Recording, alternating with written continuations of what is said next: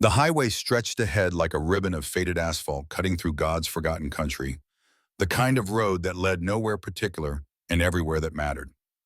Sunday afternoon sun hung low over the Montana horizon, casting long shadows from the pine trees that lined Highway 89 like silent witnesses to 4 decades of tire marks and exhaust. 6 motorcycles rode in tight formation, their engines a synchronized thunder that rolled across the empty fields where wheat used to grow before the economy went to hell and took half the county with it. Frank Brennan rode point, his hands steady on the handlebars, despite the arthritis that turned cold mornings into small battles with his own joints. 62 years sat on his shoulders like old leather, worn but serviceable. The Purple Heart he'd earned in the Mekong Delta stayed in a drawer at home, but the lessons from that jungle never left. Stay alert, trust your instincts, protect your brothers. His bike was a 1974 Harley-Davidson Shovelhead. Same year he'd come home from Vietnam with a limp and nightmares that still woke him some nights. The machine purred beneath him now, a familiar companion that asked nothing and gave everything. Behind him, Ray Wilson rode with the precision of a man who'd spent 20 years in the Marines before opening a hardware store on Main Street. His eyes scanned the tree line constantly, old habits from recon missions that never quite died. Tom Hayes kept the middle position, broad-shouldered and steady. A factory foreman who'd raised 3 kids and helped raise a dozen more through coaching, Little League and teaching Sunday school. Pete Sullivan brought up the left flank, his mechanic's hands black-stained even after scrubbing.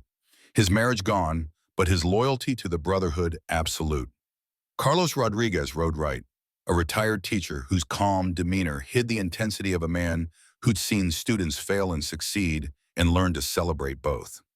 Joe McKenna anchored the rear, construction site muscles beginning to soften with age. His son's death 5 years back, a wound that showed in the set of his jaw.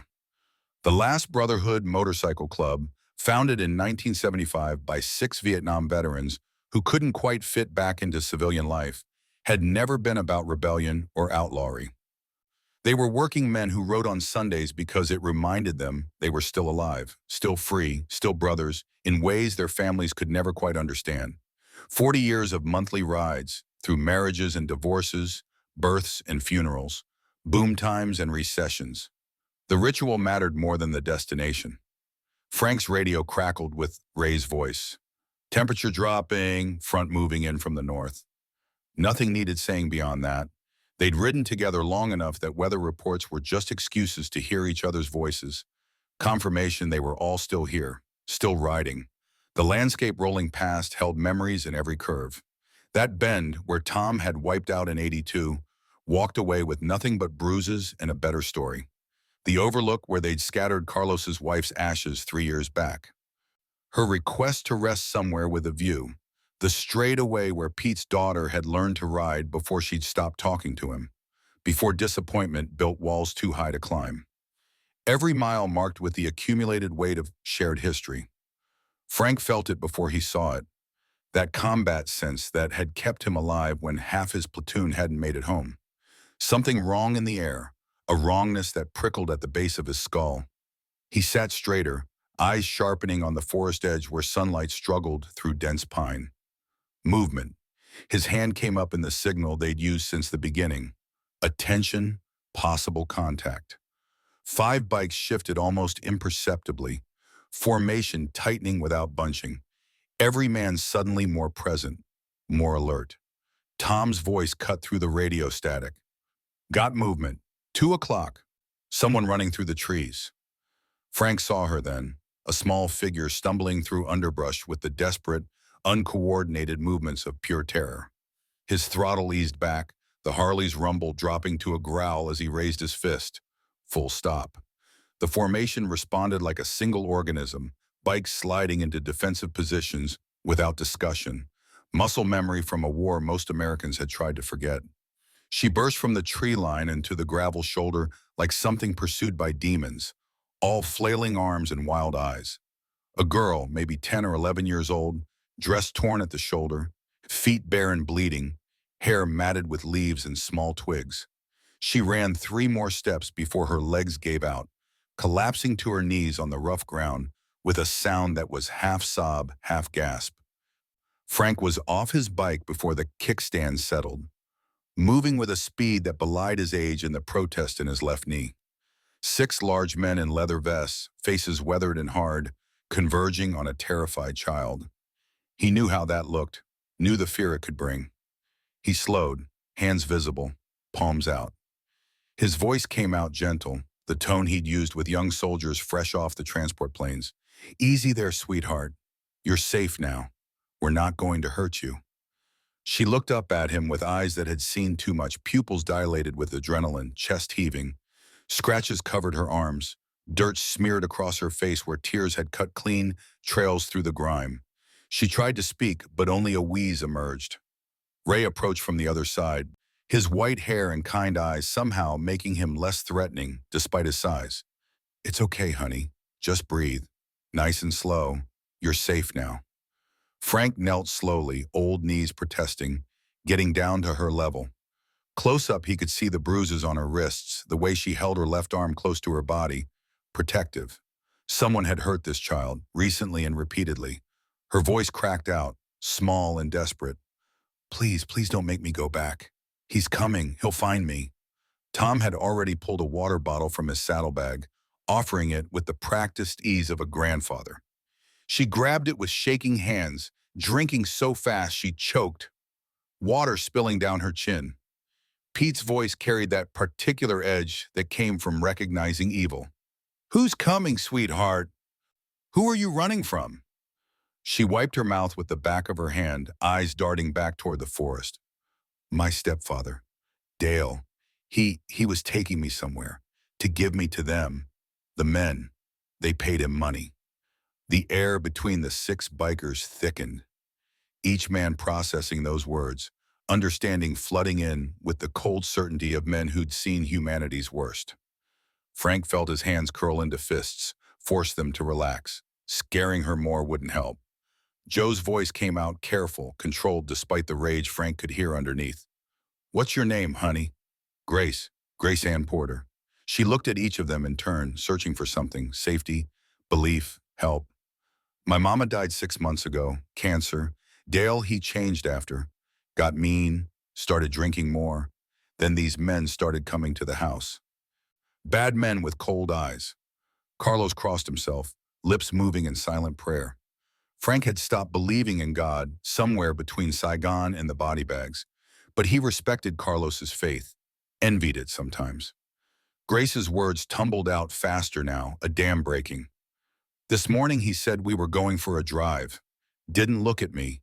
Just said get in the truck. We drove out here, way out where nobody goes. He made a phone call, said something about the package and payment on delivery. I knew. I just knew if I stayed, I'd never come home." Tom's jaw worked, that look he got when one of his grandkids was threatened, when the gentle giant underneath the weathered exterior wanted to tear something apart. Grace's eyes filled with fresh tears. He went to make another call, and I ran. Didn't stop. Heard him yelling, but I kept running. Then I heard your motorcycles, and I just prayed someone would help me. Frank reached out slowly, let her see his hand coming, touched her shoulder with the lightest pressure. "You did exactly right, Grace. You're one of the bravest people I've ever met." She looked at him like she wanted to believe that, like she needed to believe someone thought she was worth something. Ray had his phone out. "I'm calling County Sheriff. Jim Dockery's on duty today. He's good people." Frank nodded. "Tell him we've got a child in immediate danger, possible human trafficking situation. And Ray, tell him to hurry." Pete scanned the forest with the intensity of a man who'd learned to spot ambush positions. If her stepfather was close enough to yell at her, he might still be tracking. As if summoned by the words, an engine roared to life somewhere in the woods. Not a car engine, but a truck, big and mean, thrashing through underbrush that hadn't seen a vehicle in years. Grace's whole body went rigid, terror transforming her face. Her scream was pure animal fear. "That's him! He's coming!" The 6 bikers moved without discussion, forming a wall of leather and muscle between Grace and the sound. each man calculating angles and options with the cold efficiency of soldiers who'd protected LZs under fire. Frank felt that old familiar feeling settle over him. The clarity that came when violence stopped being theoretical and started being imminent. Pete's hand moved toward the small of his back where Frank knew he kept a .38 snub nose. Legal, registered, rarely mentioned. Frank caught his eye, shook his head slightly. Not yet. Not unless there was no other choice. The truck crashed through the last line of trees like a drunken beast, a Ford F-150 from the late 90s, primer gray and dented, suspension shot to hell from the abuse it was taking. It skidded to a stop 30 yards away, dirt and gravel spraying from locked wheels. The driver's door flew open and a man jumped out, all wiry muscle and meth-skinny fury. Dale Porter looked exactly like what he was, a man who'd made every wrong choice available and was now so deep in the hole he couldn't see daylight. His eyes had that glassy shine of recent drug use, pupils blown wide despite the afternoon sun. Clothes hung on a frame that had burned through fat and was starting to consume muscle. He was maybe 40 but looked 50, rode hard and put away wet every night of his life. His voice came out high and sharp, cracking with whatever chemicals were racing through his system. "Get away from her! She's mine! You got no right!" Frank stepped forward, positioning himself as the clear leader, the one Dale would have to go through first. "Sir, we've contacted law enforcement. They're on their way. I suggest you calm down and step back into your vehicle." Dale's laugh was ugly, brittle. "Law enforcement? You called the cops on me? For what? Taking my own kid for a drive?" Grace's voice cut through, stronger than before, finding courage in the presence of protectors. "I'm not your kid, and you weren't taking me for a drive. You were selling me." Something in Dale's face shifted, desperation bleeding through the bravado. "Shut up! You don't know what you're talking about! You stupid little—" Ray moved forward, his voice carrying the authority of command he'd never quite lost. "That's enough. You don't talk to her like that. Not while we're standing here." Dale's eyes darted between them, counting, calculating, realizing he was outnumbered and outmatched by men who'd forgotten more about fighting than he'd ever learn. His hand dipped toward his waistband, and every biker tensed, but he pulled out a phone instead of a weapon. Tom's voice carried that quiet intensity that was somehow more threatening than shouting. "Who you calling, Dale? Your buyers? The people who paid you to deliver a child?" Dale's face twisted with something that might have been shame if there'd been any humanity left in him. "You don't understand. I didn't have a choice. These people, they don't mess around. I owe them money. A lot of money. They said if I didn't pay, they'd kill me. This was the only way." Carlos spoke for the first time, his voice sad rather than angry. "There's always a choice, brother. You just made the wrong ones." Dale's composure cracked, the phone forgotten in his shaking hand. "Easy for you to say. You're not the one with the bullet coming. They'll hunt me down. He focused on Grace suddenly, seeing not a child but a solution to his problem. "She has to come with me. I promise them. If I don't deliver, I'm dead. You hear me? Dead." Joe shifted slightly, putting more of his considerable bulk between Dale and Grace. "Then you're dead, because that little girl isn't going anywhere with you." Dale's eyes went wild, cornered animal desperate. He took 3 steps forward before Frank's hand came up, palm out, a command that had stopped charging enemy soldiers and worked just as well on tweaking stepfathers. The word came out flat, military, absolute. "No." Dale stopped, but his body vibrated with the need to do something. Anything, chemicals and desperation mixing into a volatile cocktail. "You can't do this. She's my responsibility. Her mother left her to me." Grace's voice trembled but held. "Mama didn't leave me to you. She died, and she'd hate what you've done. Hate what you tried to do." That broke something in Dale. He lunged forward with a sound like a wounded animal, not thinking, just reacting. Pete stepped into his path, timing it perfectly, turning the smaller man's momentum against him. Dale's feet tangled, his body went horizontal, and he hit the gravel hard enough to drive the air from his lungs in an explosive grunt. Before he could rise, Pete had a knee between his shoulder blades, holding him down with the weight and leverage of someone who'd rebuilt engines by hand for 30 years. Stay down. This doesn't have to get worse. Dale struggled, but he was outmatched. His phone had tumbled from his hand, landing face up in the dirt. It lit up with an incoming call, the screen showing just a number. No name. Everyone stared at it like it was a coiled snake. Ray picked it up carefully, showed it to Frank. The area code was Seattle. The number unfamiliar, but with that particular pattern that suggested burner phone, disposable communication, the kind people used when they didn't want records. Frank's decision was instant. Don't answer it. The phone rang 4 times, then went silent. 10 seconds later, a text message appeared. Status report, ETA? Grace whimpered, recognizing what that meant. Tom moved to her, kneeling down and speaking softly. Those people, whoever they are, they're not getting you. I promise. Dale's voice came out muffled by the gravel pressing against his face. You stupid old fools. You don't know who you're messing with. These aren't local thugs. This is organized, professional. They're already on their way. They'll kill all of you. Joe's voice carried a weight that made everyone look at him, remembering his son, remembering what loss looked like when it hollowed out a man. Then they can try. But they're not taking this child. Not today. Not ever. Sirens cut through the afternoon, still distant but approaching fast. Sheriff Jim Dockery had believed Ray enough to send cars without the usual 20 questions. Frank felt the tension ease slightly in his shoulders, then caught himself. Cops arriving just meant the immediate crisis was contained. The bigger threat, the people who'd paid for Grace, who were expecting delivery, they were still out there, still coming.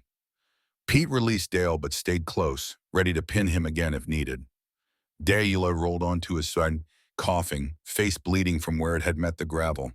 He looked smaller now, defeated, the fight draining out as the meth-fueled energy started to crash. 2 sheriff's cruisers pulled up, lights flashing.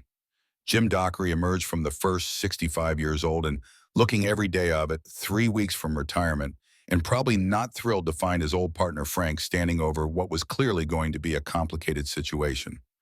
The second cruiser disgorged a younger deputy, hand resting near his weapon, eyes assessing the scene with the nervous energy of someone still proving himself. Jim took it all in with one long look.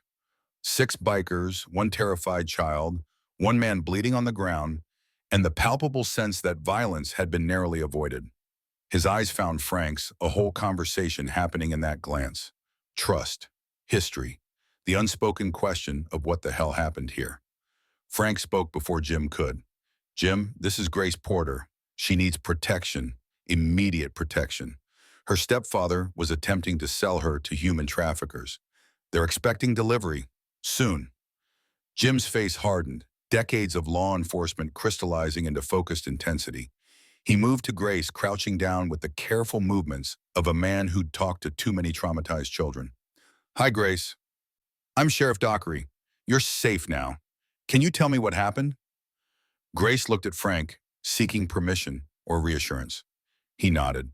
She turned back to Jim and the words came out again, each telling seeming to make them more real, more awful. Dale's transformation after her mother's death, the strange men, the morning's deception, the phone call about the package. Jim's hand moved to his radio, his voice shifting into official mode. Dispatch, I need CPS emergency response to my location. Also need to run a background check on Dale Porter. Current address. He looked at Dale, who rattled off an address with the defeated monotone of a man who knew his life was over. The younger deputy had pulled Dale to his feet, cuffed him, was reading him his rights with the mechanical precision of academy training. Dale didn't resist, didn't argue, just stood there bleeding and broken. Jim's radio crackled with a response from dispatch, and his expression shifted, sharpened. He stepped away from Grace, motioning Frank to follow. When they were out of the girl's earshot, Jim's voice dropped to a harsh whisper. Dale Porter has 3 outstanding warrants. Drug possession with intent to distribute, assault, in violation of parole. He's been on our watch list for 6 months. Suspected involvement with a distribution ring operating out of Seattle. Frank felt the pieces clicking together. The people he owes money to.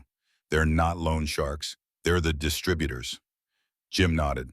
And if they're expanding into human trafficking, we're looking at organized crime with resources, connections, and zero tolerance for witnesses. Grace is in serious danger. You all are, for that matter. Ray had joined them, having heard enough. So what's the play? She goes into protective custody? Jim rubbed his face, the weight of the situation visible in every line. That's the protocol. But Frank, you know as well as I do that our county resources are stretched thin. We've got one CPS worker covering 3 counties. Our witness protection is basically putting someone up in a motel and hoping nobody finds them. Frank looked back at Grace, sitting on Tom's motorcycle, Betty Hayes having materialized from Tom's phone call with warm food and maternal comfort. The girl was eating a sandwich like she hadn't seen food in days, which she probably hadn't, not proper food anyway. His voice came out certain, the way it had when he'd made command decisions in rice paddies and jungle clearings. She stays with me. Jim started to shake his head. Frank, you're not a licensed foster parent. There are procedures, then we follow the procedures. Emergency placement, whatever it takes. But Jim, that little girl just trusted 6 complete strangers with her life because the system, her stepfather, the people who should have protected her, they all failed her. I'm not handing her over to another institution that might fail her again. Ray crossed his arms. We're all in. Whatever Frank needs, whatever she needs. The brotherhood takes care of its own. Jim looked at the 6 old bikers, seeing beyond the leather and the scars to the men underneath. The soldiers who'd gone to war when their country called. The fathers and husbands and workers who'd built lives worth living. He sighed, a sound like air escaping from something that had held pressure too long. His decision came out resigned but resolute. I'll make some calls. Emergency foster placement, pending full investigation. But Frank, this is temporary. And if those traffickers are half as organized as I think they are, you're painting a target on yourself, on all of you. Frank's response was simple. Wouldn't be the first time. While Jim coordinated with CPS and his deputies processed Dale, the bikers gathered around Grace. She'd finished her sandwich and was eyeing the motorcycles with the fascination children had before fear taught them caution. Carlos knelt beside her, his teacher's voice gentle. Grace, you understand what's happening? You're going to stay with Mr. Frank for a little while, until things get sorted out. He's a good man, all of us. We're going to make sure you're safe. She nodded, then surprised everyone by asking, Can I still go to school? Tom laughed, a sound of pure relief that a child could think about normal things like school after what she'd been through. Absolutely, we'll make sure you get to school, do your homework, all of it. Grace looked up at Frank with those old young eyes that had seen too much. Why are you helping me? You don't even know me. Frank knelt despite his protesting knees, despite the ache in his back from years of hard living. He looked at this child who'd run through a forest in bare feet, who'd trusted her survival to the kindness of strangers, who was still brave enough to ask questions when most kids would just be crying. The words came from somewhere deep, somewhere he usually kept locked down. Because a long time ago, some people helped me when I needed it, Austin, because you deserve better than what life's handed you so far. Because it's the right thing to do. And because, he paused, surprised by the truth of what he was about to say, because I think you're supposed to, I think we're supposed to find you. Grace's lower lip trembled, but she didn't cry. Instead, she did something that broke through Frank's carefully maintained emotional armor. She reached out and took his weathered, scarred hand in her small, scratched one. Her voice came out small but steady. Thank you for stopping. Those 4 words hung in the air like a benediction, like a purpose, like the answer to a question none of them had known they were asking. Jim returned with paperwork and a tired-looking woman in her 50s who introduced herself as Patricia Morrison from Child Protective Services. She had the worn-down look of someone who'd seen too many cases with too few resources, but her eyes were kind when she looked at Grace. The bureaucracy unfolded with the predictable tedium of government work. Forms in triplicate background checks that Frank knew he'd pass because he'd kept his nose clean for 62 years. Emergency placement authorization that would last 72 hours while full investigation proceeded. Dale was loaded into a cruiser, still silent, still defeated. As they closed the door, he looked at Grace one last time. She looked back, her expression unreadable. Then the cruiser pulled away, taking him toward a jail cell in a future that had stopped including freedom. The sun had started its descent toward the horizon, painting the sky in shades of orange and purple that reminded Frank why he'd fallen in love with Montana in the first place. Grace was yawning now, adrenaline crash hitting hard, her small body starting to shake with exhaustion. Patricia Morrison handed Frank a stack of information: emergency contacts, counseling resources, guidelines for trauma-informed care. She spoke in the flat tone of someone who'd given this speech too many times. She'll need therapy, probably medication for sleep, at least short-term. The nightmares will be bad. Don't be surprised if she regresses, wets the bed, has panic attacks. She's been through hell. Frank took the papers. I was in Vietnam. I know what nightmares look like. I know what it takes to come back from hell. Patricia's expression softened slightly. Then you know it's not about being strong. It's about being there. Every day, even when it's hard. Especially when it's hard. I can do that. Can you? Patricia looked at the assembled bikers, the motorcycles, the whole scene. Because a lot of well-meaning people can't. The reality of a traumatized child is different from the idea of helping. She'll test you, push you away, make you want to quit. Frank met her gaze without flinching. Lady, I spent 13 months in a jungle where people tried to kill me every day. I watched friends die. I came home to a country that spit on my uniform. I buried a wife I loved more than my own life. I don't quit. Not ever.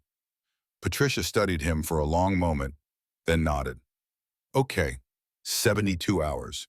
Then we reassess. But Mr. Brennan, she softened, dropping the professional distance.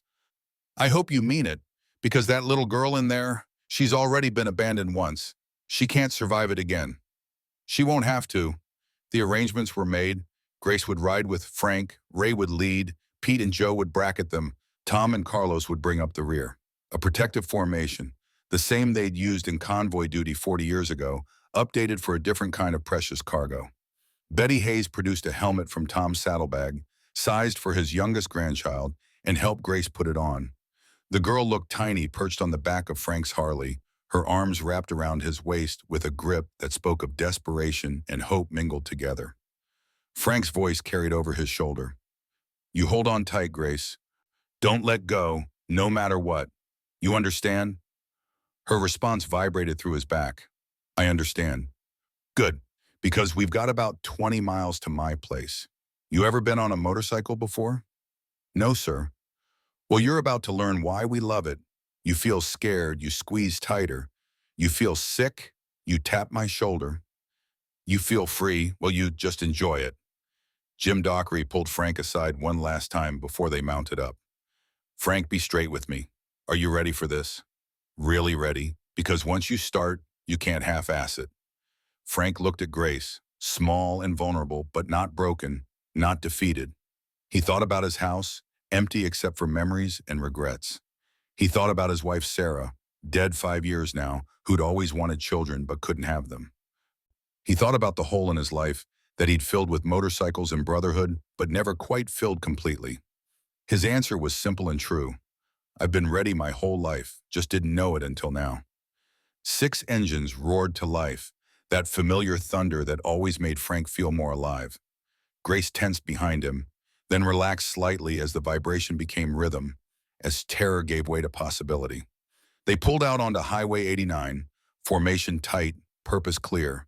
The sun painted their shadows long across the asphalt. 6 old bikers and 1 precious cargo, heading toward an uncertain future with absolute certainty of purpose. Frank felt Grace's grip adjust, felt her settle into the ride, felt something in his chest that he hadn't felt in years, like maybe the road ahead mattered again. Like maybe there was a reason he'd survived the war. Survived losing Sarah, survived 62 years of hard living and harder choices. Like maybe he'd been waiting his whole life to stop on this particular highway, on this particular Sunday, for this particular child. Behind them, Dale Porter's truck sat abandoned, a crime scene now. Ahead of them, Frank's house waited, about to become a home again. Around them, the Montana wilderness stretched endless and indifferent. But inside that protective formation, warmth grew, fragile, new, precious. Grace spoke, her voice almost lost in the engine's roar. "Mr. Frank?" "Yeah? Am I really safe now?" Frank's throat tightened. He thought about the people Dale had called, the traffickers expecting delivery, the danger that followed children like Grace, the reality that safety was never guaranteed, that evil didn't stop just because good people stood in its way. But he also thought about 5 brothers riding beside him, about a community that would rally when called, about the stubborn refusal to let darkness win that had kept him alive when lesser men had folded. His answer carried the weight of a promise he intended to keep with his last breath. "You're safe, Grace. I give you my word. And my word is all I've got that's worth a damn." The formation rode on through the gathering dusk, 6 old warriors and 1 young survivor, heading into the unknown with nothing but conviction and brotherhood to light the way. The sun touched the horizon, painting the world in blood and gold. Grace's grip tightened slightly, not from fear now, but from something else. The beginning of trust, the first fragile steps toward healing. The understanding that sometimes strangers became family, and family became the thing worth fighting for. Frank felt it too, that shift, that change. The road ahead was still long, still dangerous, still uncertain.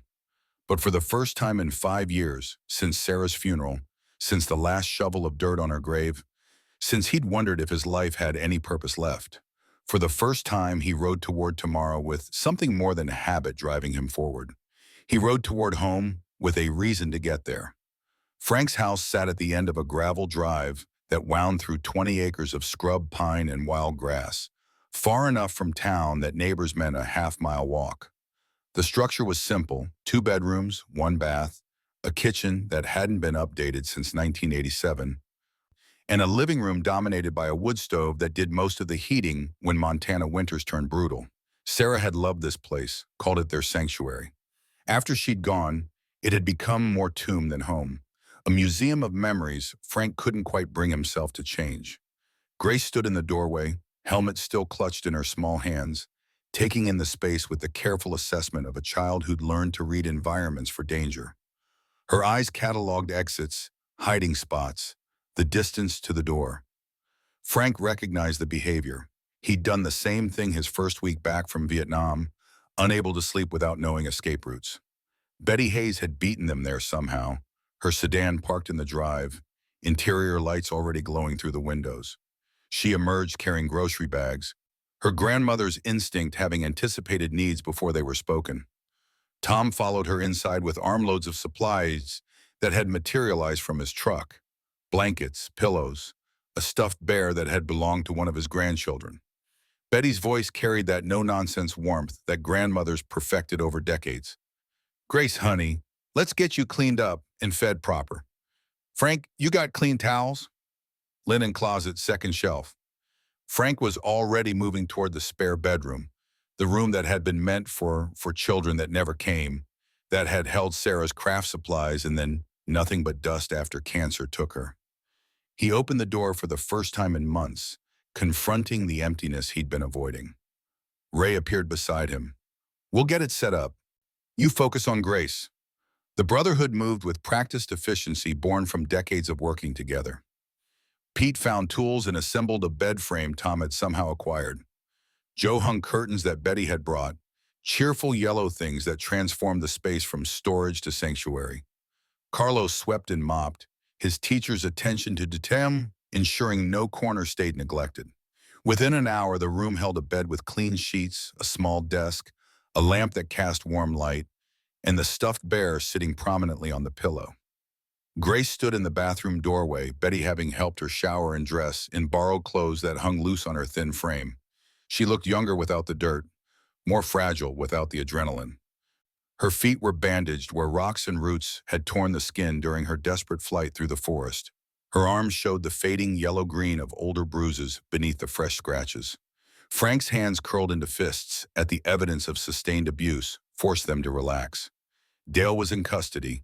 The immediate threat was contained. What Grace needed now wasn't his anger, but his steadiness. Betty guided her to the kitchen table where food waited.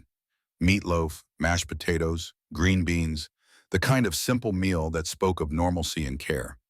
Grace ate mechanically at first, then with increasing hunger, her body remembering it had needs beyond survival.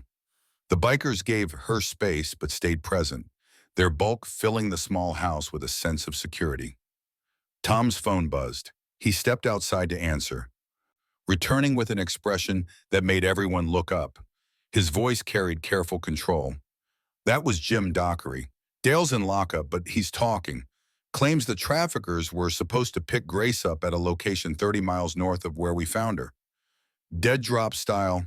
Dale leaves her. They collect. No direct contact. Frank absorbed this.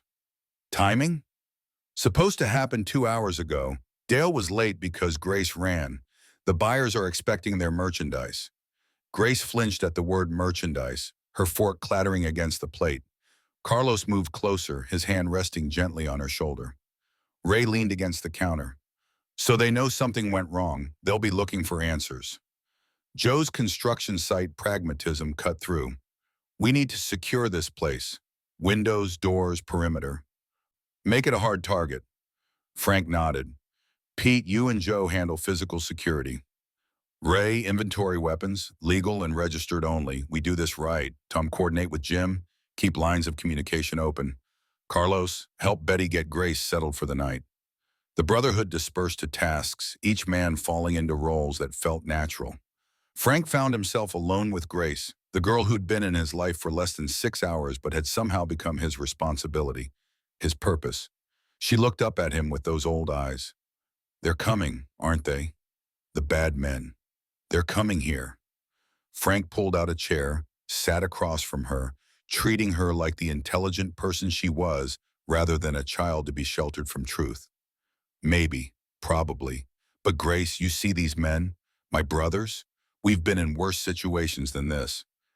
We know how to protect what matters. What if someone gets hurt because of me? Then they get hurt doing what's right. That's a choice each of us made the moment we stopped on that highway. You didn't ask for this. You didn't choose to be in danger. The only person responsible is Dale and the evil people he got involved with. Grace's fingers traced patterns on the tablecloth. My mama used to say there's more good people than bad, but the bad ones are louder, so they seem like more. Frank felt his throat tighten. Your mama was right and smart. You must miss her something fierce. The tears came then, finally the shock wearing off enough to allow grief. Grace cried with the whole body sobs of a child who'd lost the one person who'd loved her unconditionally, who'd been holding it together through terror and flight and rescue, because breaking down meant stopping, and stopping meant capture. Betty materialized from somewhere, wrapping Grace in arms that had comforted decades of children and grandchildren. She rocked the girl gently, making wordless sounds of comfort, letting her cry it out. Frank stood, feeling useless, but Betty caught his eye and nodded. This was necessary. This was healing. Outside, night had fallen complete, Montana darkness so thick it felt solid. Pete worked by flashlight, reinforcing window locks with brackets he'd fashioned from hardware store supplies. Joe measured sight lines, identifying approaches an attacker might use. Ray had laid out Frank's small arsenal on the kitchen table. 2 hunting rifles, a shotgun, Frank's service .45 from Vietnam, and Pete's .38 snub-nose. Legal, registered, and hopefully unnecessary. Tom returned from his truck with a police scanner that crackled with routine traffic, domestic disturbance on the east side, possible DUI on Highway 2, nothing related to their situation. He set it up on the counter where its glow added to the gathering equipment that was turning Frank's home into something resembling a command post. Carlos hung up from a phone call, his expression troubled. Talk to Father Morrison at St. Michael's. The church network is activated. If we need emergency shelter or backup, the community will respond. Frank appreciated the gesture, even as he wondered how many civilians he was willing to put in danger. The traffickers Dale had described weren't street-level thugs. They were organized, professional, and accustomed to eliminating obstacles. Grace had cried herself out, her sobs diminishing to hiccups. Betty guided her toward the newly prepared bedroom, but the girl hesitated at the threshold, looking back at Frank with sudden panic. Her voice came out small. "Don't leave. Please don't leave while I'm sleeping." Frank crossed to her, kneeling to eye level. "I'll be right here, Grace. All of us will. We're taking shifts, someone awake and watching all night, every night until this is resolved.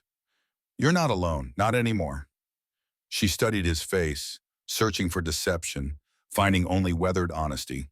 Finally, she nodded and let Betty lead her inside. The door stayed open, light from the hallway spilling in, childhood fears of darkness given validity by adult experiences of genuine monsters. The bikers gathered in the living room, voices low, postures revealing the military training most of them shared. Ray spread a hand-drawn map of the property on the coffee table, marking entry points and defensive positions with the same care he'd once used planning patrol routes through hostile territory. Pete tapped the northern approach. Most likely vector if they're coming from the highway. Trees provide cover almost to the house. We need motion sensors, maybe tripwires. Tom shook his head. Tripwires could catch civilians. Mailman, meter reader, hell, one of my grandkids decides to visit. We can't booby-trap the place. Joe suggested security cameras. Ray's got them at the hardware store. We wire the perimeter. At least we get advance warning. Frank listened to the planning, appreciating the effort while recognizing the fundamental problem. We're preparing for a siege, but we don't know if they're even coming. Don't know their numbers, their capabilities, their timeline. We're shadowboxing. Carlos, who'd been quiet, spoke up. So we get information. Dale's in custody. He knows these people. Jim could leverage that, offer a deal for cooperation. Ray's laugh was bitter. Dale's terrified of them. You saw his face. He'd rather take his chances with the law than risk their revenge. Then we make him more afraid of us. The words came from Pete, surprising everyone. His expression was cold, distant, the look of a man who'd done things he didn't talk about. We explained very clearly what happens to child traffickers in prison, how the other inmates handle them, how protective custody is just delayed suffering. We give him a choice, help us stop these people, or face what's waiting for him inside. Frank studied Pete, seeing past the grease-stained mechanic to the combat engineer who'd cleared tunnels and bunkers, who understood the leverage of fear. It was ruthless, manipulative, and probably effective. It also crossed lines that good men were supposed to respect. Tom voiced what Frank was thinking. We're not interrogators. We're not cops. We start playing those games, we become what we're fighting against. No, Joe's voice carried absolute certainty. What we're fighting against sells children. There's no equivalence. We do what's necessary to protect Grace. Everything else is just philosophy. The argument might have continued, but Betty emerged from Grace's room, closing the door gently behind her. Her expression was troubled. She's asleep, finally. Poor thing cried herself out. But Frank, she needs more than we can give her. Professional help, therapy, someone trained in childhood trauma. Frank nodded. Patricia Morrison left me a list of resources. I'll start making calls tomorrow. Tomorrow might be too late. Betty's bluntness was maternal, protective. That girl's been through hell. Every hour we wait is an hour her mind is processing trauma without support. She needs help now. Ray pulled out his phone. My daughter-in-law is a counselor, works with kids. Let me call her. While Ray stepped outside, Frank moved to Grace's doorway, watching her sleep. Even unconscious, she wasn't peaceful. Her hands clenched the blankets. Her face twitched with dreams that were probably nightmares. The stuffed bear lay beside her, one arm draped over it like it might escape. He thought about Sarah, about the children they'd planned to have, about the life that cancer had stolen. He thought about his own childhood, about a father who'd shown love through provision and protection rather than words. He thought about Vietnam, about the kids there who'd gotten caught in crossfire, who'd looked at American soldiers with the same desperate hope Grace had shown on the highway. Maybe this was why he'd survived. Not luck, not skill, but destiny preparing him for this moment. this child, this chance to protect someone who desperately needed protecting. Betty joined him at the doorway. You're thinking too loud. I can hear the gears turning from here. Just wondering if I'm equipped for this. I'm 62 years old, set in my ways. Haven't raised a child, never even had one. What makes me think I can help her? Betty's hand found his shoulder. Frank Brennan, I've known you 20 years. You're one of the best men I've ever met. You might not have raised children, but you've protected people your whole life. That girl needs protection right now more than she needs parenting expertise. She needs someone who won't quit on her. You don't quit. It's not in you. She deserves more than a broken down old biker. She deserves someone who stops when others drive past, someone who keeps promises, someone who understands nightmares because he's had his own. Betty's voice softened. You're exactly what she needs, Frank. You just can't see it yet. Ray returned, expression cautiously optimistic. Jennifer can be here tomorrow morning. She's cleared her schedule. No charge. She says anyone who rescues a kid from traffickers gets her services free. The scanner crackled with sudden activity. All units be advised. Black SUV reported stolen from Seattle area, last seen heading east on I-90. Possible connection to ongoing trafficking investigation. Proceed with caution. Every man in the room tensed. Seattle, the same city Dale's buyers were from. I-90 led straight into Montana. Tom grabbed his phone, dialing Jim Dockery. The conversation was brief, tense. When he hung up, his expression was grim. Jim says the FBI's been tracking a trafficking ring operating out of Seattle for 2 years. Multi-state operation. The SUV theft was reported by a shell corporation that's flagged in their investigation. If it's heading this way, it's not coincidence. Frank felt the familiar pre-combat clarity settling over him, the world sharpening into essential elements. Threat, assets, objectives. The threat was incoming.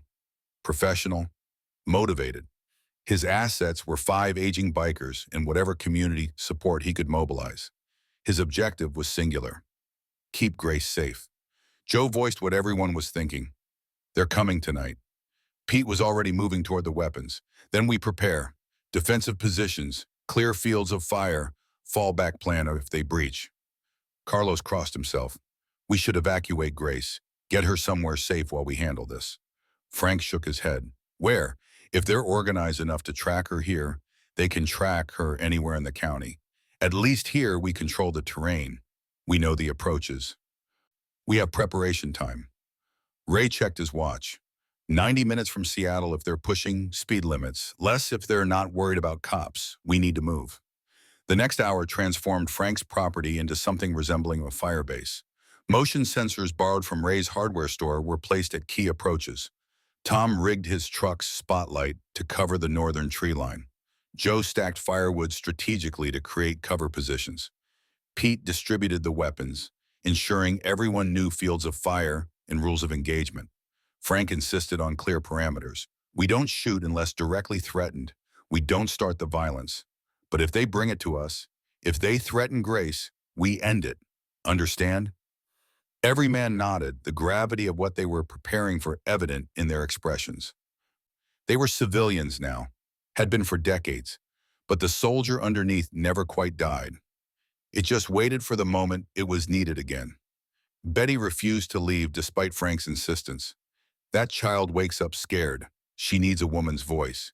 You boys play army if you must, but I'm staying. Frank didn't have the energy to argue, and truthfully, her presence was calming. She settled into a chair near Grace's room, knitting needles clicking with meditative rhythm. A grandmother standing watch over a child who wasn't hers but needed her anyway. The waiting was the hardest part. Combat vets knew this. The anticipation worse than the actual violence.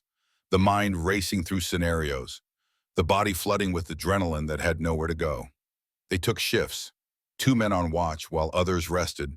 Though rest was theoretical, nobody slept. Midnight came and went. The scanner remained quiet except for routine traffic. No black SUVs, no suspicious activity. The moon rose, 3/4 full, painting the landscape in silver and shadow. Frank stood at the window, watching his property with eyes that had learned to see in jungle darkness. Beside him, Ray did the same.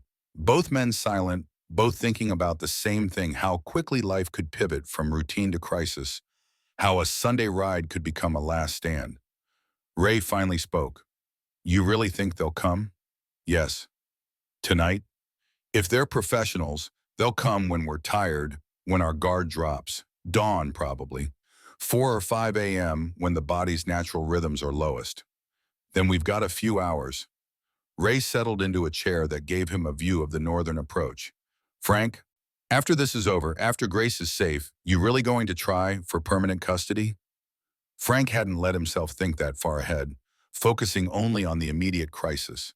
But the question forced him to confront what came after, the long-term implications of the choice he'd made on that highway. His answer surprised him with its certainty. Yeah, I am. If she'll have me, if the system allows it. Yeah. You know what you're signing up for? Raising a traumatized kid, the therapy, the nightmares, the behavioral issues. It's not like the movies, Frank. It's years of hard work with no guarantees. I know, but Ray, when I looked at her today running out of those trees, terrified and desperate, I saw a second chance. Not just for her, for me. Sarah and I, we always wanted kids. That dream died with her. But maybe this is how it was supposed to happen. Maybe I needed to be 62, alone, broken in enough to understand what she's going through.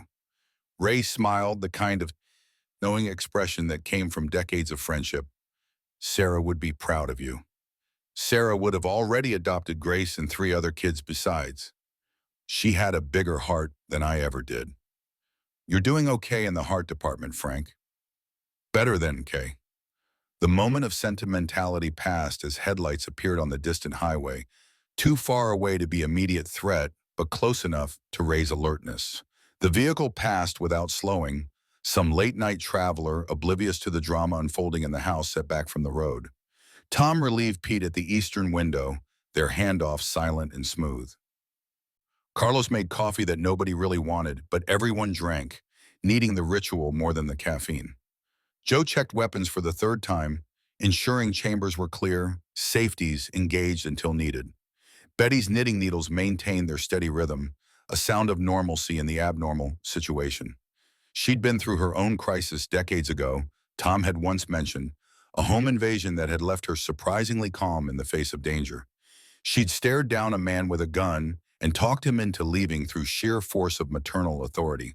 The same energy radiated from her now, protective and immovable. 3 a.m. arrived with no incident. Frank's combat instincts were screaming that something was wrong, that the threat was real but manifesting differently than expected. He pulled out his phone, called Jim Dockery despite the hour. Jim answered on the second ring, his voice alert, clearly not sleeping either. Frank, was just about to call you. The SUV was spotted in Missoula, heading east. They're 2 hours out, maybe less. Do we have a count? How many people? Highway Patrol clocked 3 individuals. Couldn't determine gender.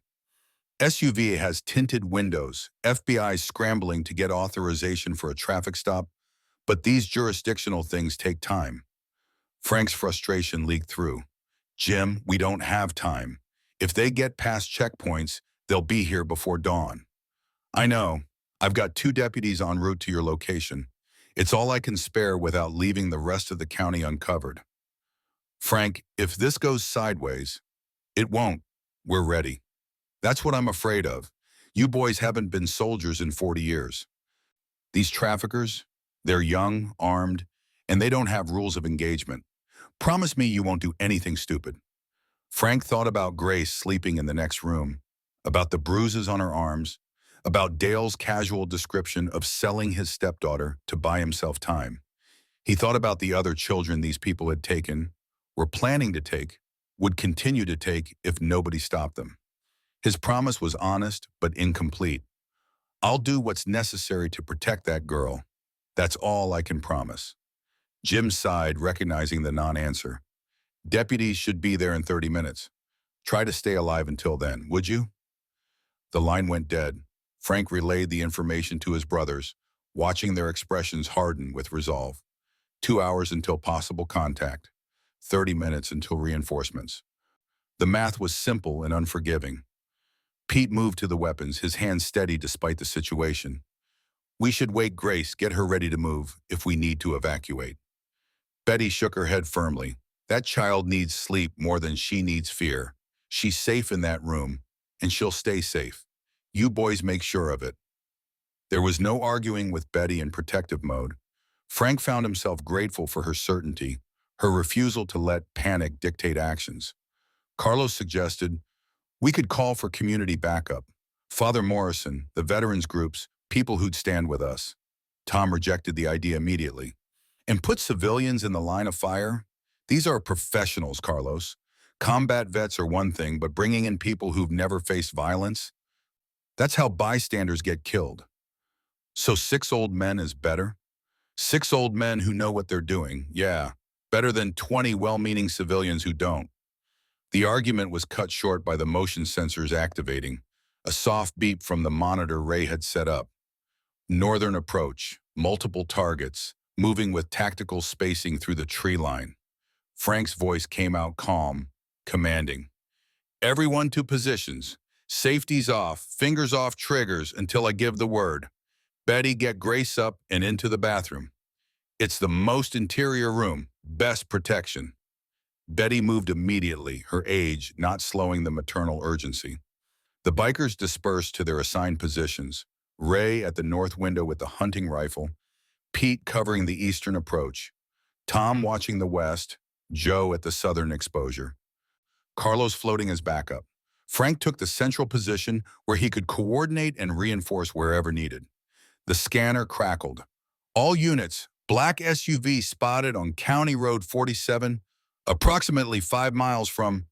The transmission cut to static. Frank's gut clenched. County Road 47 was 3 miles from his property. They'd arrived faster than expected, and they'd somehow jammed or disabled the police scanner. These weren't amateurs. These were professionals executing a plan. The motion sensors showed 5, figures advancing through the trees with the careful spacing of trained operators. They moved in bounds, one team providing cover, while another advanced textbook small unit tactics. Pete's voice carried across the house, tight with adrenaline. Frank, these guys know what they're doing. This is military precision. Ray confirmed, I count 5, possibly 6. Armed, moving with purpose. ETA 3 minutes to the house. Frank made rapid calculations. 5 against 6 favored them slightly in numbers, but the attackers had youth, surprise, and professional training. The bikers had experience, defensive positions, and motivation. It would be close. Betty emerged from Grace's room. She's awake, scared but holding together. Asked me if you'd be okay. I told her you would be. Frank met her eyes. I will be. We all will be. Take care of her, Betty. You just make sure I have someone to give her back to. The attackers reached the property line, pausing for final coordination. Frank could see them now in the moonlight. Dark clothing, tactical gear, weapons that caught silver glints. One figure appeared to be giving hand signals, directing the assault. Frank's combat training took over, 40 years falling away until he was 22 again, shared and determined in equal measure. Wait for them to commit. Let them think they have surprise. On my mark, lights go on. We challenge them verbally. They back off. Nobody gets hurt. They advance. He didn't finish. Everyone understood. They advance. This becomes a firefight. The attackers move forward, spreading out to hit the house from multiple angles simultaneously. Professional, coordinated, dangerous. Frank waited, counting heartbeats, timing the moment. When the lead attacker was 15 yards from the house, close enough to be committed but far enough to retreat if given the chance, Frank gave the signal. Tom's truck spotlight blazed to life, turning night into harsh noon. Every window in the house suddenly framed a biker with a weapon, the defensive positions revealed in coordinated display. Frank's voice boomed through the open window, carrying authority earned through combat and command. That's far enough. Willow County Sheriff has been notified. You're trespassing on private property. Back off now and nobody gets hurt. The attackers froze, clearly not expecting organized resistance. The lead figure raised a hand, halting the advance. For a moment, possibility hung in the air. Violence narrowly avoided, reason prevailing. Then the lead attacker's radio crackled, audible in the sudden silence. A voice distorted but commanding. Execute! Everything happened at once. The lead attacker's weapon came up, muzzle flash splitting the darkness before sound caught up. The bullet smashed into the window frame, 6 inches from Ray's head, wood splintering into fragments that peppered his face. Ray dropped below the sill, his combat reflexes overriding the 40 years since he'd last been under fire. Frank's return shot was instinctive, controlled, aimed low at the attacker's legs rather than center mass. The .45 bucked in his hand, the report deafening in the small house. The round caught the lead attacker in the thigh, spinning him sideways with a scream that was more surprise than pain. The man went down hard, weapon clattering across gravel. The other attackers scattered, finding cover behind trees and Frank's truck, returning fire with the disciplined bursts of trained operators. Windows shattered, bullets punching through walls that suddenly seemed paper thin. The smell of gunpowder mixed with pine and fear. Pete's shotgun boomed from the eastern window, buckshot shredding bark and sending one attacker diving for better cover. Tom's hunting rifle cracked methodically, forcing the western approach to ground. Joe and Carlos held their positions, weapons ready but not firing, waiting for clear targets in the chaos. From Grace's bathroom sanctuary came a muffled scream. Betty's voice followed, calm and steady despite everything. We're okay. Stay focused. Frank processed the tactical situation with crystalline clarity, born from training that never quite left. 5 attackers, 1 wounded, 4 still mobile and armed. His people held the house but were pinned, unable to maneuver. The attackers had cover and numbers, could wait them out or attempt to flank. The deputies were still 20 minutes out. Might as well be 20 hours. This was going to get worse before it got better. Ray's voice cut through the gunfire. Frank, 2 breaking north, trying to circle around.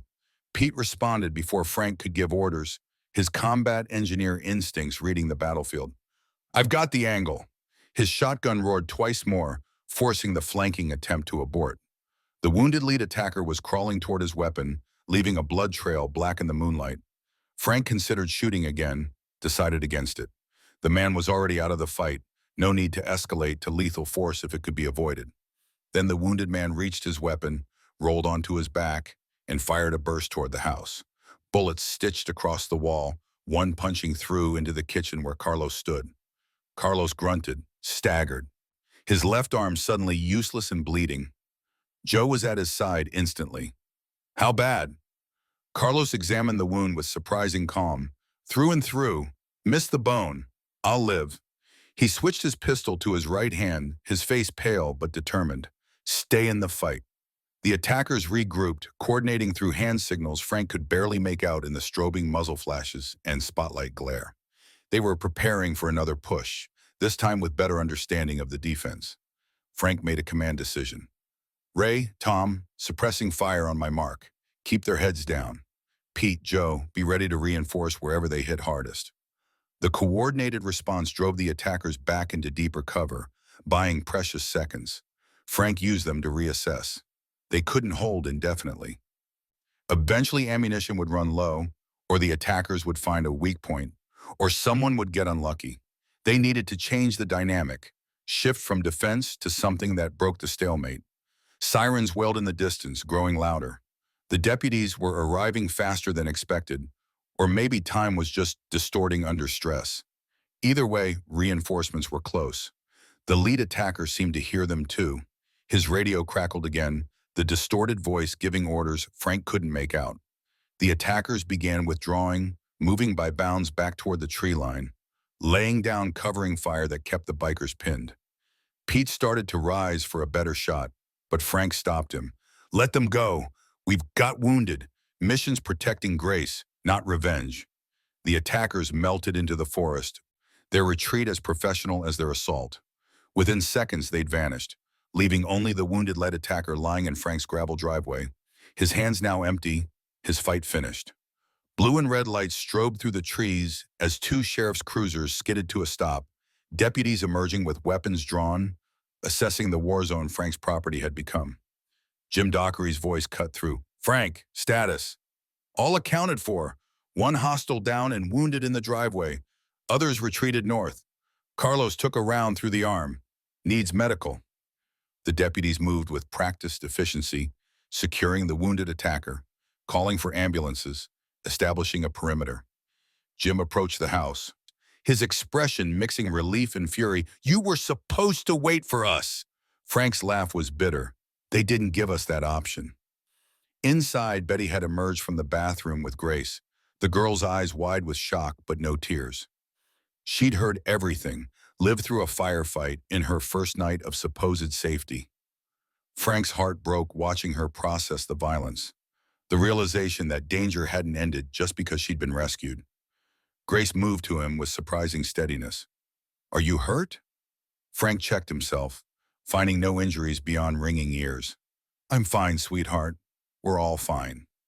Mr. Carlos is bleeding. Betty was already working on Carlos, her first aid training from decades of motherhood pressed into service. The wound was ugly, but not life-threatening. The bullet having passed through the fleshy part of his upper arm without hitting major vessels. Carlos bore it with stoic silence, his face gray but composed. Grace watched Betty work, then asked the question Frank had been dreading. Will they come back? Honesty felt cruel but necessary. I don't know, Grace. Maybe. Then you can't keep me. It's too dangerous. For you, for everyone. Frank knelt despite his protesting knees, ignoring Jim Dockery and the deputies and the chaos swirling around them. Grace, listen to me. Those men came here because they're evil and they see you as property to be bought and sold. But they failed. They failed because good men stood between them and you, and will keep standing there as long as it takes. But Mr. Carlos, Carlos interrupted, his voice strong despite the pain. Grace, I've been hurt worse falling off my bike. This is nothing. And Frank's right. We don't quit. Not on you. Not ever. Ambulances arrived, paramedics swarming to treat Carlos and the wounded attacker. Jim Dockery coordinated with his deputies, setting up a proper perimeter, calling for K-9 units to track the retreating attackers. The night exploded into organized chaos, professionals doing their jobs, while Frank's small house became the center of a criminal investigation. FBI agent Sarah Chen arrived 90 minutes later, her tactical team turning Frank's property into a federal crime scene. She was 40, compact and intense, with the kind of focused energy that came from years hunting predators. Her first action was securing Grace, ensuring the girl was physically unharmed before beginning the delicate process of extracting information. Grace told her story again, this time with an agent who understood the larger context. Chen's expression grew progressively darker as Grace described Dale's activities, the phone calls, the implication of an organized network. When Grace finished, Chen turned to Frank with a look of professional respect mixed with concern. Her voice carried authority. Mr. Brennan, you and your friends just engaged with members of the Westbrook Trafficking Organization. Multi-state operation, 2 years of investigation, extremely dangerous. You're lucky to be alive. Frank's response was dry. Didn't feel like luck. The man you shot is Nathan Reeves, former military contractor, suspected in at least 3 murders related to witness elimination. He's talking now, probably hoping for a deal. Says they were hired to retrieve lost merchandise and eliminate any witnesses. The casual brutality of the description made Frank's stomach turn. Grace was sitting across the room with Betty, pretending not to listen but hearing everything. The idea that people existed who saw her as merchandise, who'd kill to protect their business interests. It was a darkness Frank had known existed but had hoped never to confront directly. Chen continued. The attack tonight was a retrieval operation, yes, but also a message. They wanted to demonstrate that interfering with their business has consequences. They failed, which means they'll either escalate or back off entirely. We won't know which until we roll up more of their network. Ray, his face still spotted with wood splinters. So what's the play? Grace goes into federal protection? Chen shook her head. Witness protection is for witnesses who will testify in cases we're ready to prosecute. We're not there yet. We need more evidence, more cooperation from people inside the organization. Right now, Grace is a victim who escaped, valuable but not critical to prosecution. Tom's voice carried an edge. So she's just bait. You're hoping they try again and so you can catch them.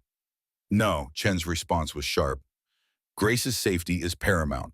But realistically, keeping her in one location when they know where she is, that's not sustainable. We need to move her, establish a safe house with federal protection until we can dismantle this organization. Frank felt Grace's eyes on him across the room. She was waiting to see if he'd fight to keep her or let the professionals take over. The smart play was obvious. Let the FBI with their resources and expertise handle protection. But the promise he'd made, the connection they'd formed, the look in her eyes when she'd asked if he'd keep her safe, those weren't things he could just hand off to another institution. His decision came out firm. She stays with me. Chen started to object, but Frank cut her off. Agent Chen, I respect your expertise, but that little girl has been failed by every adult who was supposed to protect her. Her stepfather sold her. The system that should have caught the abuse didn't.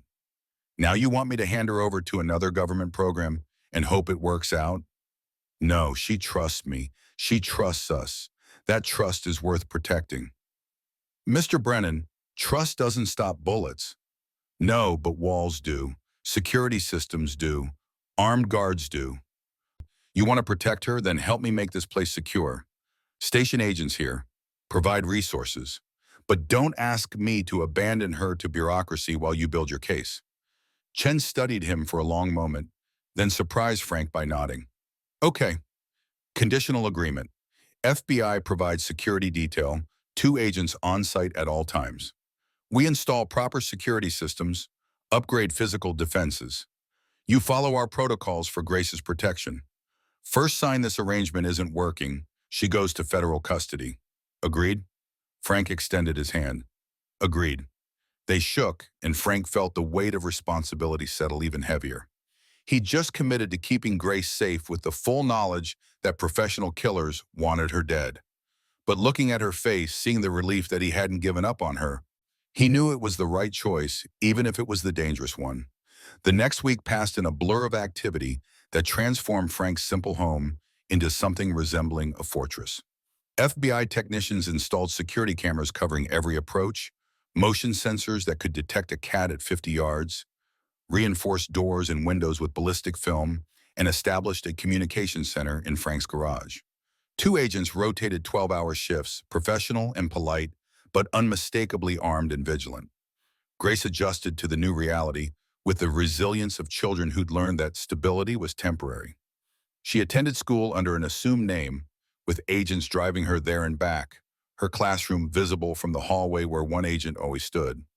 She met with Jennifer, Ray's daughter-in-law, twice weekly for therapy sessions that gradually helped her process trauma into something survivable. The brotherhood maintained their presence, rotating through Frank's house in shifts that provided continuity beyond the professional agents. They taught Grace things the FBI couldn't: how to change motorcycle oil, how to throw a punch properly, how to read weather patterns, how to cook Betty's meatloaf recipe. They gave her normalcy wrapped in protection, family mixed with vigilance. Carlos's arm healed, the bullet wound becoming a scar he wore with quiet pride. He'd been wounded protecting a child, had stayed in the fight despite pain. It meant something to him in ways he couldn't quite articulate. Grace noticed, asked about it one afternoon while he helped her with math homework. His answer was simple. Some scars are worth having. They remind us what we fought for. Dale Porter pleaded guilty to child endangerment and conspiracy to commit human trafficking.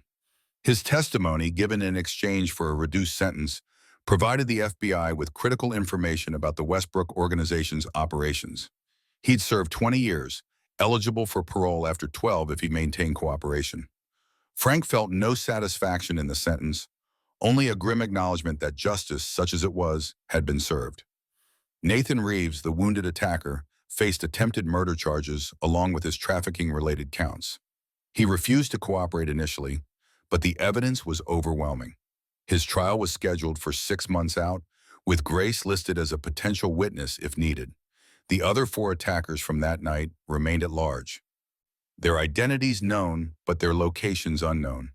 The FBI assured Frank they were being hunted, that arrests were imminent. Frank remained skeptical, his trust in bureaucratic promises limited by experience. 3 months after the rescue, on a cold November morning, Grace came to Frank with an envelope. Inside was a drawing she'd made. 6 motorcycles arranged in a protective circle around a small figure holding a sunflower. The detail was remarkable for a 10-year-old. Each bike distinct, each rider recognizable despite the simple lines. At the bottom, she'd written, "My guardians." Frank's throat tightened. "Grace, this is beautiful. I want you to have it, to remember." "Remember what?" "That you stopped, when you didn't have to, when it would have been easier to just keep riding." Frank pulled her into a hug. This child who'd somehow become his daughter in everything but paperwork. The adoption process was underway, the bureaucracy grinding through background checks and home studies and evaluations. Patricia Morrison, the CPS worker, had visited twice and both times left with positive reports. The FBI's presence actually helped.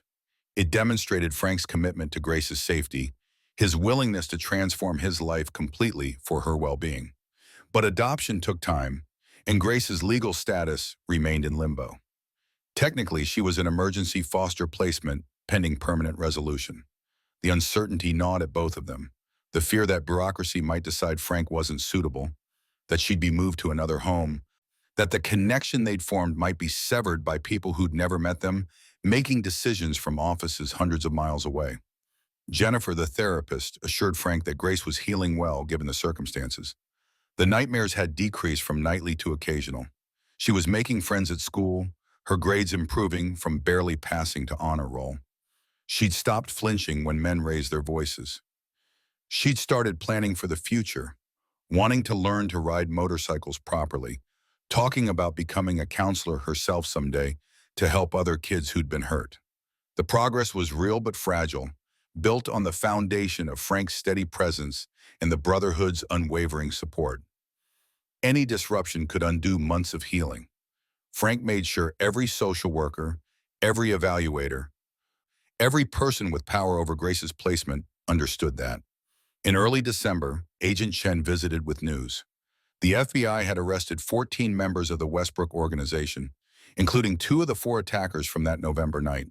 The organization's infrastructure was dismantled, their operations disrupted, their leaders facing federal charges that would put them away for decades. Chen's expression held cautious optimism. "Grace is safe. The threat level has dropped from critical to minimal. We're going to scale back our presence here. One agent during the day, none at night unless specific intelligence suggests otherwise." Frank absorbed this. "They're really gone? No more danger?" "I won't lie and say zero risk, but realistically, the organization has bigger problems than one escaped victim. They're fighting for survival and trying to avoid prison. Grace isn't a priority anymore." It felt anticlimactic, the slow fade of danger rather than a definitive ending. But Frank recognized the truth. Most threats ended not with dramatic confrontation, but with a quiet dissolution. Enemies moving on to other targets, other concerns. Grace's response when Frank told her was subdued. "So I'm really safe now?" "Yes, sweetheart, really safe." She processed this, then asked, "Does that mean I have to leave? Go to a regular foster home?" Frank's heart clenched. "No, unless you want to. The adoption paperwork is still processing. If approved, and Patricia seems to think it will be, you'll stay here permanently, if you want to." "I want to." No hesitation, no doubt. "I want to stay with you." The official adoption approval came in February, 5 months after that Sunday highway encounter. Patricia Morrison delivered the news in person, her professional detachment cracking into genuine warmth. "Congratulations, Frank. The courts approved your petition. Grace Ann Porter will legally become Grace Ann Brennan pending final hearing in March." Frank had faced enemy fire, had buried the woman he loved, had lived through decades of hardship and loss. But hearing those words broke him in ways combat never had. He excused himself, stepped onto his porch, and let tears fall that had been waiting 40 years to escape. Ray found him there, understood without asking, simply stood beside his brother and waited. When Frank could speak again, his voice was rough. "I'm 63 years old, Ray. I'll be 80 when she graduates high school. Might not live to see her married. Might not meet my grandchildren. Maybe, or maybe you've got 30 more years. Either way, you'll have given her something she lost. A father. That's worth any amount of time. The final adoption hearing in March was brief, procedural, anticlimactic in the way important things often were. The judge asked Grace if she understood what adoption meant, if she wanted Frank to be her legal father. Her answer was clear. Yes, Your Honor. Mr. Frank saved my life. Now I want him to be part of it forever. The judge signed papers, declared it official, and just like that, Frank Brennan became a father at 63. The brotherhood attended in full dress, leather vests left at home, replaced by button-down shirts and ties that looked uncomfortable but appropriate. Betty wept openly. Grace beamed. Frank felt like the ground had shifted beneath him. His life's trajectory altered in ways he was still processing. They celebrated at Betty's house with a meal that included all of Grace's favorites and none of Frank's.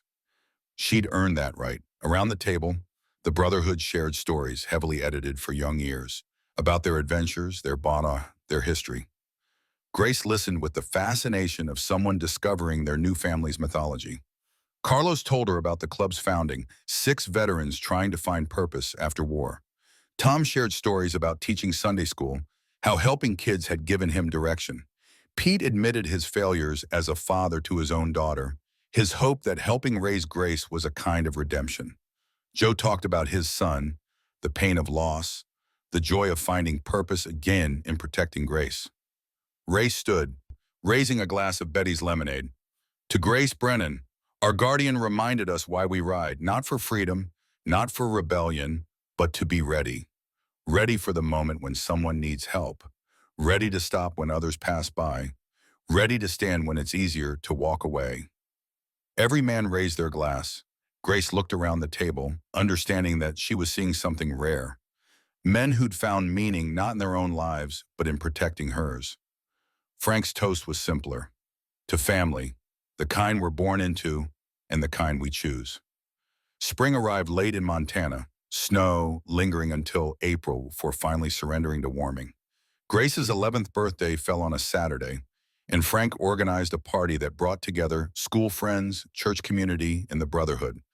The house filled with laughter, the yard with games, the table with cake that Grace had picked out herself, chocolate with vanilla frosting, decorated with motorcycles made from fondant. She blew out candles, made a wish she wouldn't share, cut the first slice with a confidence that hadn't existed 6 months earlier. Frank watched her navigate social situations, saw how therapy and stability had transformed fear into cautious optimism. She still had nightmares sometimes, still flinched at unexpected loud noises, still carried scars that would take years to fully heal. But she was healing, and that was everything. That night, after guests had left and cleanup was finished, Grace asked Frank to take her somewhere. He expected the park or maybe the ice cream shop. Instead, she directed him to Highway 89, to the exact spot where she'd run from the trees and flagged down 6 bikers. They stood on the shoulder, spring grass beginning to green around the gravel. Grace was quiet, processing something internal. Finally, she spoke. This is where my life changed, where I stopped running and started living.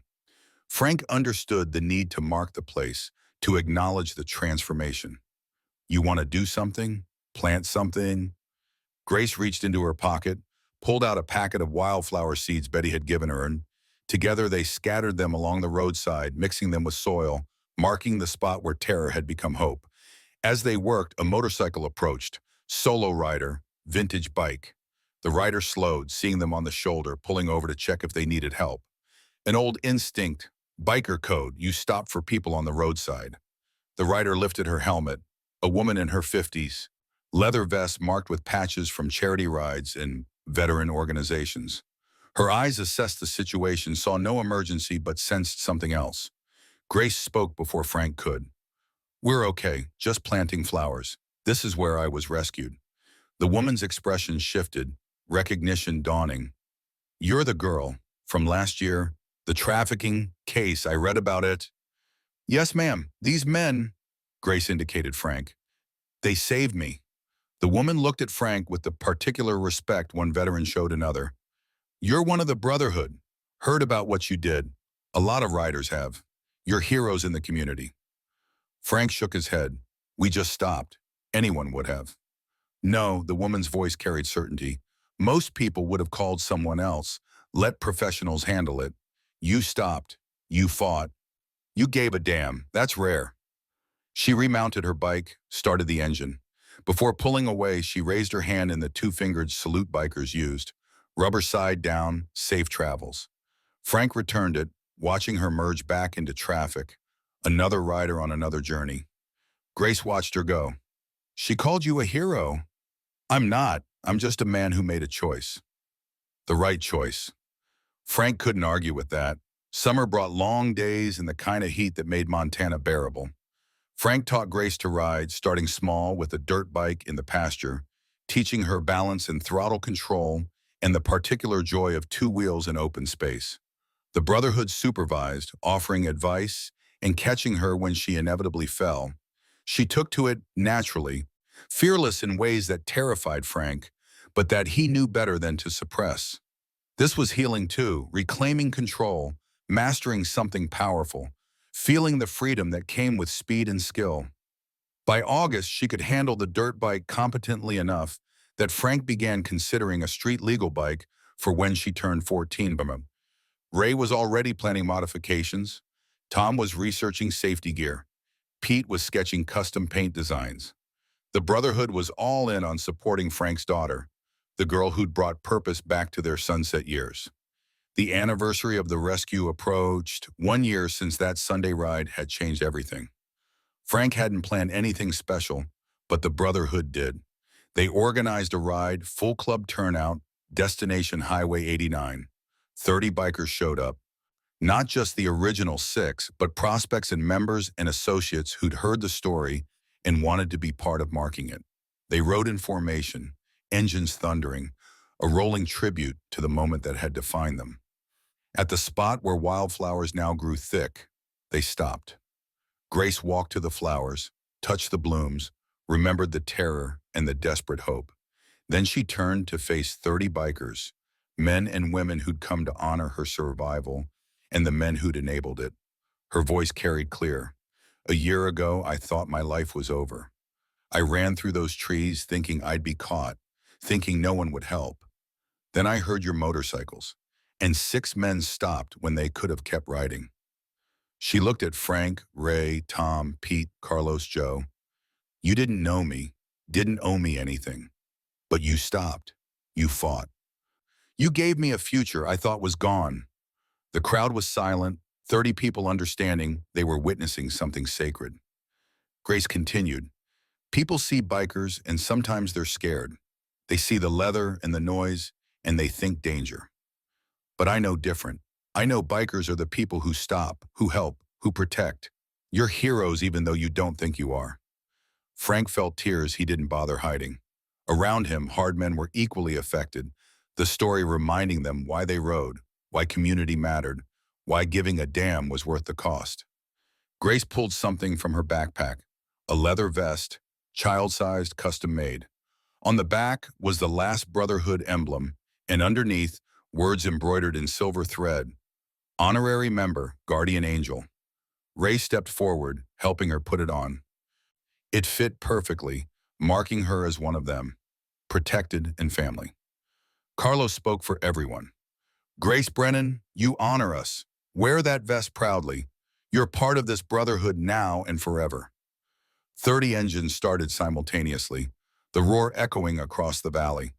They rode past the wildflower patch in single file, each biker raising a hand in salute. Grace stood with Frank, watching them pass us, wearing her vest with pride that was visible from the set of her shoulders. When the last bike had passed and silence returned, Grace looked up at Frank. Thank you for everything. Grace, I should be thanking you. For what? You saved me? Frank knelt, meeting her eyes. You saved me too.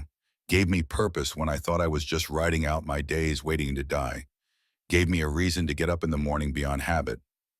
Made me a father when I thought that chance had passed. You saved me, sweetheart. Every bit as much as I saved you.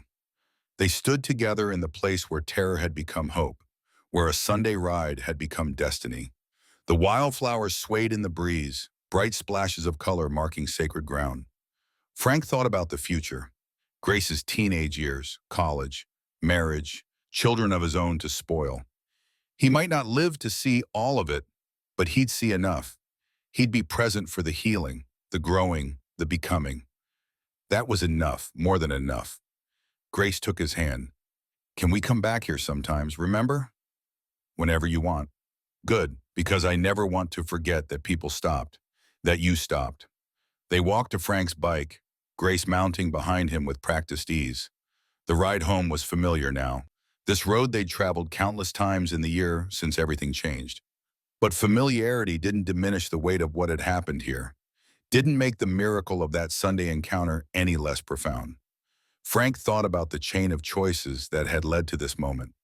The decision to ride that day, the route they'd chosen, the timing that had put them on Highway 89 exactly when Grace needed them. Coincidence or destiny, luck or purpose, he'd never know for certain. But it felt like more than chance. Felt like some force had arranged the pieces specifically so six old bikers would be in exactly the right place at exactly the right time.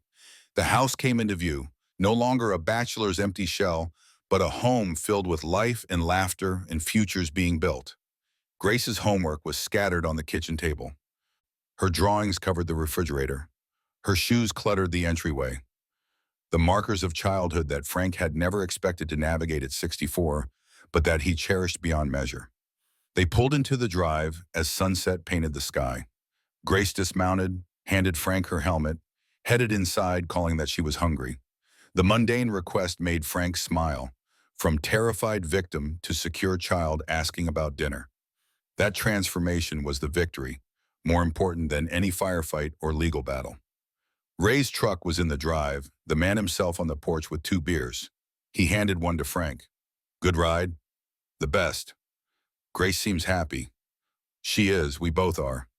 Ray nodded, understanding flowing in the silence. They'd been friends for 40 years, brothers in every way that mattered. They'd built lives, lost loves, survived wars and peace and everything between. But this, helping raise Grace, giving her the childhood she deserved, this felt like the culmination of everything, the point toward which their whole friendship had been moving. Ray finally spoke. You know what I think? I think we were always supposed to find her. All of it, the club, the rides, the decades of brotherhood. It was preparation for that moment, for her. Frank considered this, found truth in it. Maybe, or maybe life is just random and we made the choice to stop. Either way, she's here now. She's ours. That's what matters. Amen to that. They sat in comfortable silence. Two old men watching the sunset, drinking beer, thinking about the girl inside who'd transformed their twilight years into something bright and meaningful. The road ahead was uncertain.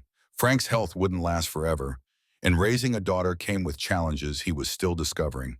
But uncertainty was just another kind of freedom, another adventure, another ride into the unknown. Grace appeared in the doorway. Uncle Ray, you're staying for dinner, right? I'm making spaghetti. Ray grinned. Wouldn't miss it, kiddo. She disappeared inside and the sound of her singing drifted through the screen door. Off-key, enthusiastic, the song some pop thing Frank didn't recognize, but that made Grace happy. That was enough.